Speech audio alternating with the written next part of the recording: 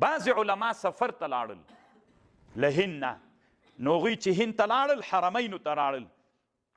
نو له بلادو د هند نه علما باید سفر وکړي. کوم علما چې سفر ونه کړي هغه بد اخلاقه وي، هغه علما تنګ نظر وي، هغه علما جامعې کې افراطیت خپروي، باید علما وګرځي. رحلت العلم یوه لویه موضوع ده. کله چې دا علما وکړي د موږ د احنافو د مذهب یو عالمو محمد طاهر الفتیني الګجراتي الحنفي، دی طالبانو حرمینو ته لاړه او هلته یې حدیث زده کړل. بیرته چې هند ته راغی هغه فکرې یې دلته لږ خپرولو باندې شروع کړ. عبدالنبي الګنګوهي، یعقوب بن الحسن الکشمیری، رفیع الدین الشیرازی، شیخ بهلول البدخشي و میر کلان و فلان و فلان، دا هغه علما ول چې سفرونه یې وکړل بلادو د حجاز او د حرمینو ته، هلته علم د حدیث زده کړل او دا طالبان بیرته هند ته راغلل. چې هند ته راغلل هغه فکرې د ځانه سره د حدیثو راوړله. خو بیا هم په دې زمانه کې انحماق د طالبانو په علم فلسفي او په علم منطق باندې وو. 8 کاله 10 کاله به طالب ټول په دې کې تیرول، او الله په دغه زمانه کې یو سړی را پیدا کړ په دغه قرن کې چې علامه عبدالحق ابن سیف الدین ابن سعد الله الدهلوي نومېده، چې دا د مشکات شارح د طالبانو، دا سړی هم الله په دې قرن کې را پیدا کړ او تدریس د حدیثو په هند کې شروع کړ. په دهلي کې مدرسه یې وه، د حدیثو درس یې شروع کړ. د هند په علماو کې په مشکات د 2 شرحې کړي طالبانو، ډېر کتابونه یې په حدیثو کې جوړ کړي. نو بس حدیث رواج کړل. فنفع الله بعلومه كثيرا من عباده، الله پاک یې د ستړیو د زیار په برکت باندې الله نن د هند په وچه کې چې حدیث الله پاک رواج کړي دي د سړي د وجې نه دي. نن چې ته د لویې دورې په کابل کې لویې دورې ته ناست یې، دا د علامه عبدالحق سي برکت ده. هغه عبدالحق الدهلوي برکت ځکه دغه د کاغه نه وی، نن به م ته نسواري لالو میرزاهد ته ناست ولې مټې به دې را بډ وهلې وې، ځان به د دین لوی ټیکهدار بله، دین به بل طرف ته روان و. قاضي مبارکې ته به نن ناست ولې، او بخاري شریف به بې وسپاره ووایو، برکت عزتي خلاصه شوله. داسې حالت و طالبانو. خو یوه مدرسه و، یو مدرسه باندې کار کیږي، خو چې عزم ولري کیږي زر نه. نو په یو قرن کې بدلون رانغی، ټول طالبان منهمکین ول. په چا باندې؟ په منطق او فلسفه باندې. شیخ عبدالحق صاحب ای هلته په خپله مدرسه کې د حدیثو رواج وکړ، ورځ تر بلې نه د حدیثو شعلې بلېدلې لوړې لاړلې. 4مه طبقه راغله. 4مه طبقه چې وه په ټولو مخکینیو 3 قرنونو کې، له 900 نه تر 900، له 900 نه بیا راځه تر د وروستنۍ زمانې پورې. دلته یو سړی را پیدا سو په لکناو کې چې دا نظام الدین سهالوي نومید. په دې زمانه کې د یو نصاب جوړ کړ. دا نصاب د نظام الدین سهالوي د طالبانو په الاعلام د علامه زرکلي کې لیکلي 1161 هجري کې مړ ده، یعنې 12م قرن کې. اوس موږ په 4م قرن کې لګیا یو، 15م، ځکه د 1445 هجري ده. نن موږ 300 قرنه وروسته هم طالبانو موږ په زاړه نصاب روان یو. دغه نصاب چې نن مدرسو کې ده چې دې ته درس نظامي وایي. ولې ورته درس نظامي وایي؟ درس نظامي ځکه ورته وایي طالبانو چې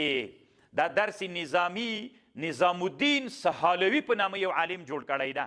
چې دا 4م قرن و. یو نظام یې جوړ کړ، د هند علماو دا نظام هغه زمانه کې قبول کړ،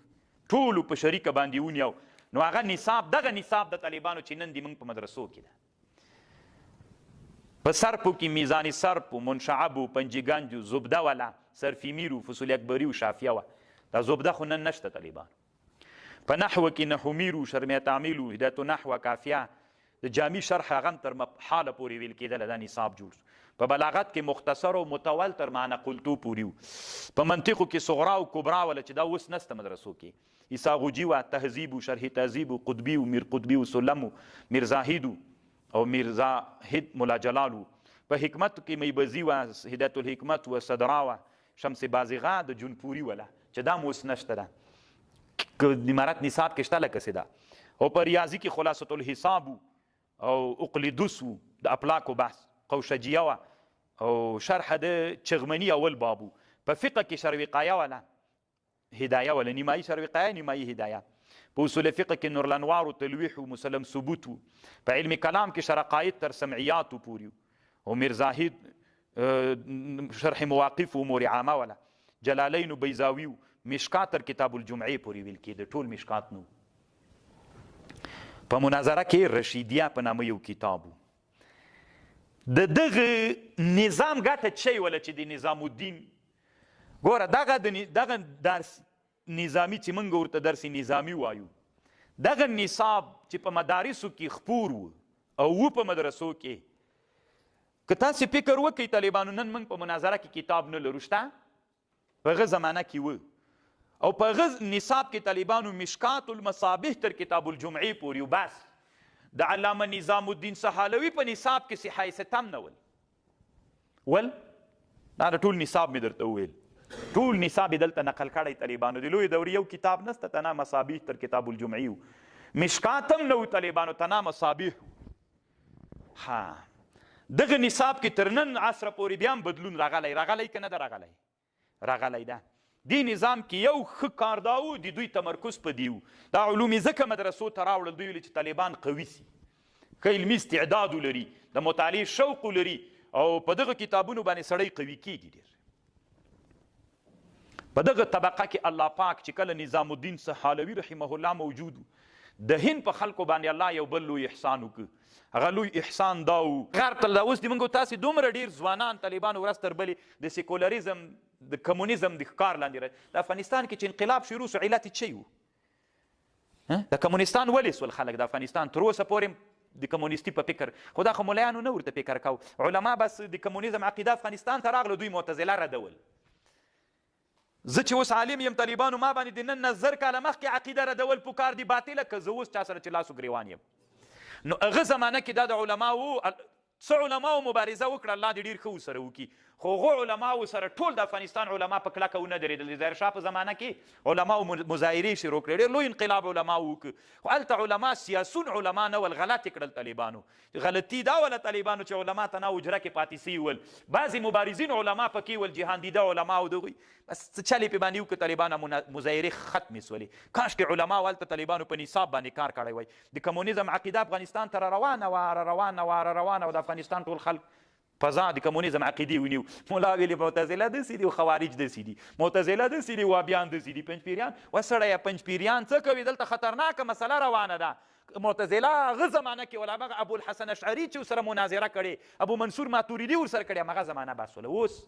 تا ته پکار دا مولا چې ته کمونیزم ته راغلی وي په مکتب کې د کمونیزم د عقیدې